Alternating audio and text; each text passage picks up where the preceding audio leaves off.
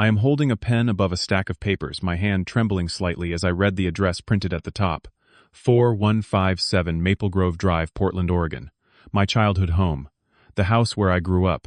And here I am 2 years after my father laughed in my face and told me I would never amount to anything, about to sign the repossession documents that could take it all away from them. I never thought it would come to this. But life has a strange way of bringing everything full circle. Let me take you back to the morning that changed everything. Before I tell you how a single phone call turned my world upside down and set me on a path I never could have imagined, I want to hear from you. Drop a comment below and let me know where you are watching. From what city? What country? If you have ever felt underestimated by the people who were supposed to believe in you, most hit that like button right now. And please subscribe to this channel, because you are going to want to hear what happened next. Trust me, nobody in my family saw this coming. Now let me tell you about the day my father tried to destroy my future. I grew up in a small town just outside Portland, Oregon. Nothing fancy, just a regular middle-class neighborhood where everyone knew everyone else's business. My father worked as a sales manager at an electronics distributor. Decent job, steady income. My mother was an accountant for a local firm. Together they made enough to keep us comfortable. We had a nice house, took a vacation every couple of years, never really worried about money. But comfortable does not always mean happy. I have a younger sister, Stephanie. She is 3 years younger than me, and from the day she was born it felt like the sun rose and set with her. Do not get me wrong. I love my sister. But growing up, the difference in how we were treated was impossible to ignore. When Stephanie wanted something, she got it. New phone, done. Expensive summer camp, no problem. Private university with tuition that cost more than a luxury car. They found a way. When I wanted things, I was told to be responsible, to think about the family budget, to understand that money does not grow on trees.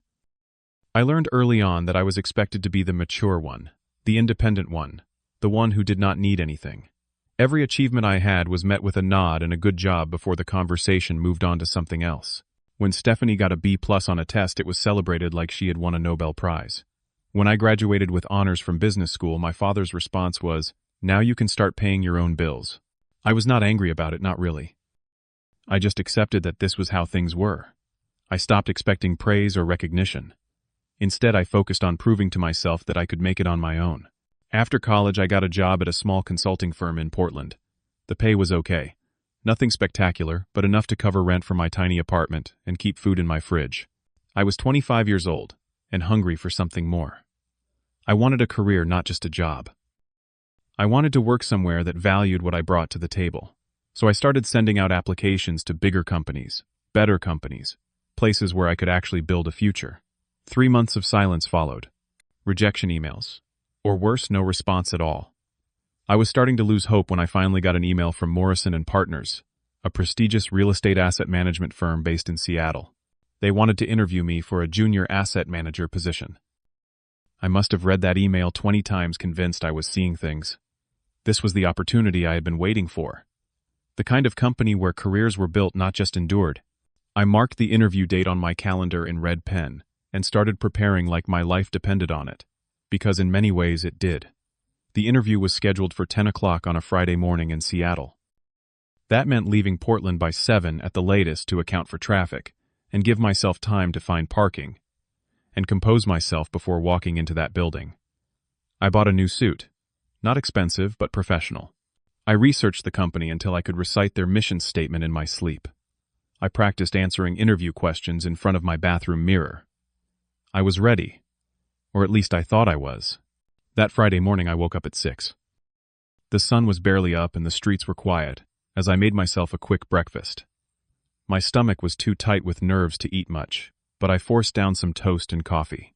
I was dressed and ready to walk out the door by 6:45 when my phone rang. It was my father. "Jeffrey, I need you to do something," he said without preamble. No good morning, no how are you. Just straight to the point. "What is it, Dad?" I asked, glancing at my watch. I needed to leave in the next 10 minutes. "Drive your sister to the mall." I blinked, certain I had misheard. "What, Dad? I have my interview at 10. I told you about this. She needs to buy a dress for her friend's party tonight," he continued, as if I had not spoken. "Cannot Mom drive her? Or she can go later this afternoon." "Your mother is at work," my father said, his tone sharpening, "and the mall opens at 9. She needs to go now."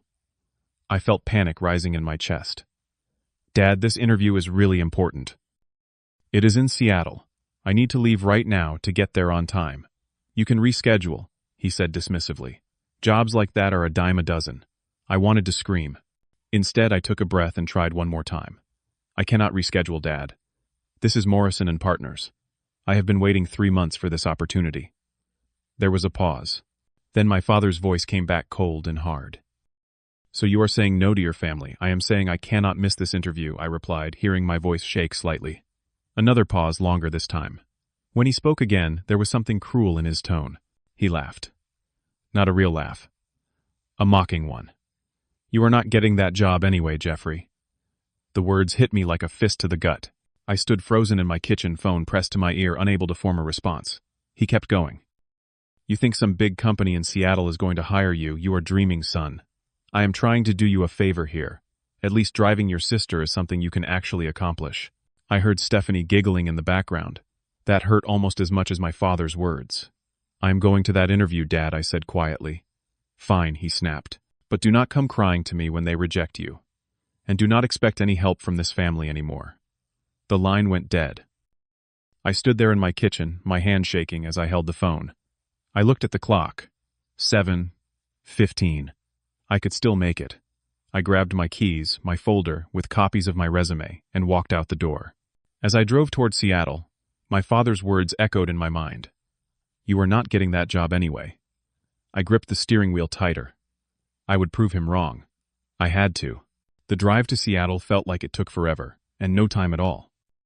I replayed the conversation with my father over and over, feeling the sting of his words fresh each time. But I forced myself to focus. I could fall apart later. Right now I had an interview to ace. I arrived at the Morrison and Partners building at 9:30. It was a sleek high-rise downtown, all glass and steel, the kind of place that screamed success.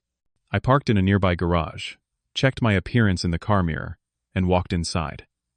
The lobby was impressive. Polished marble floors, modern art on the walls, people in sharp suits, moving with purpose. This was where I wanted to be. I took the elevator to the 14th floor and checked in with the receptionist. She smiled warmly and told me someone would be with me shortly. I sat in the waiting area trying to calm my racing heart. At exactly 10 o'clock, a man in his 50s emerged from a hallway. He was tall with graying hair and sharp eyes that seemed to take in everything at once. Jeffrey, he said, extending his hand. Richard Aldridge, thanks for coming in. We shook hands and he led me to a conference room. The interview lasted nearly 2 hours. He asked about my experience, my approach to problem solving, how I handled stress, what my long-term goals were. I answered as honestly and confidently as I could, drawing on examples from my current job and my education. But throughout the entire conversation, my father's voice kept whispering in the back of my mind. You are not getting that job anyway. When Aldridge asked why I wanted this position, I paused. Then I decided to be completely honest. Because I want to prove to myself that I can build something meaningful, I said. Not because someone gave it to me, but because I earned it. Aldridge studied me for a moment, then nodded slowly. I appreciate that answer. When the interview ended, he walked me back to the elevator and shook my hand again. We will be in touch within a week, he said. I drove back to Portland in a daze. I did not call my parents. They did not call me either. Stephanie sent me a text that afternoon. Thanks for ruining my day. Had to take an Uber to the mall. I did not respond. The next 7 days were the longest of my life. I checked my email, constantly refreshing the page every few minutes. Doubt crept in during the quiet moments. What if my father was right? What if I was not good enough? What if they saw through me and realized I was just a kid from a small town pretending to be more than I was? On Friday afternoon, exactly 1 week after the interview, an email appeared in my inbox at 3 o'clock. My hands trembled as I opened it. Dear Jeffrey, we are pleased to offer you the position of Junior Asset Manager at Morrison and Partners. I read the sentence 3 times before it sank in. They were offering me $65,000 a year, more than I had dared to hope for. My start date was 2 weeks away. I sat back in my chair and felt something break loose in my chest. Relief. Vindication. Pride. I had done it.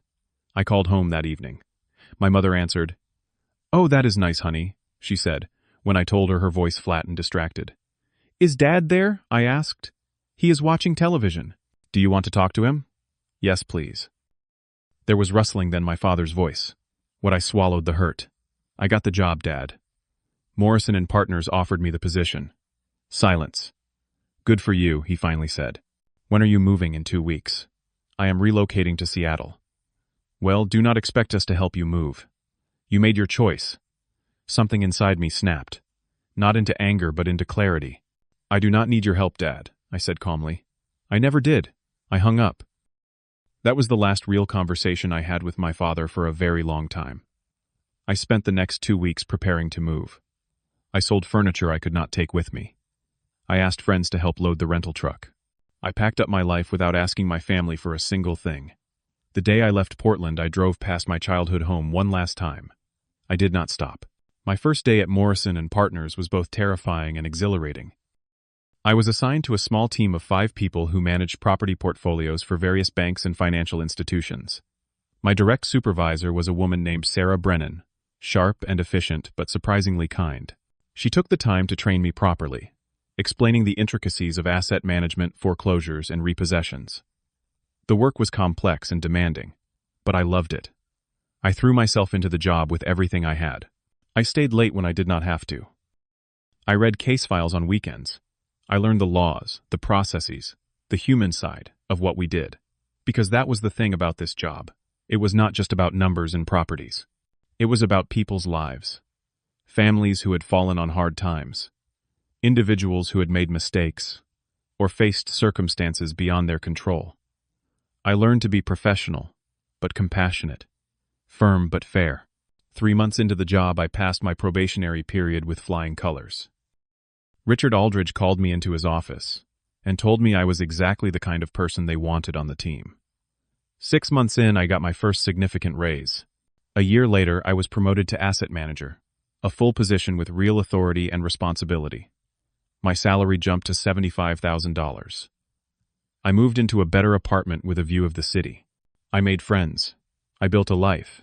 And through it all, I did not speak to my father. My mother and I exchanged occasional texts, brief and surface level. Stephanie sent me a birthday message once. But my father, nothing.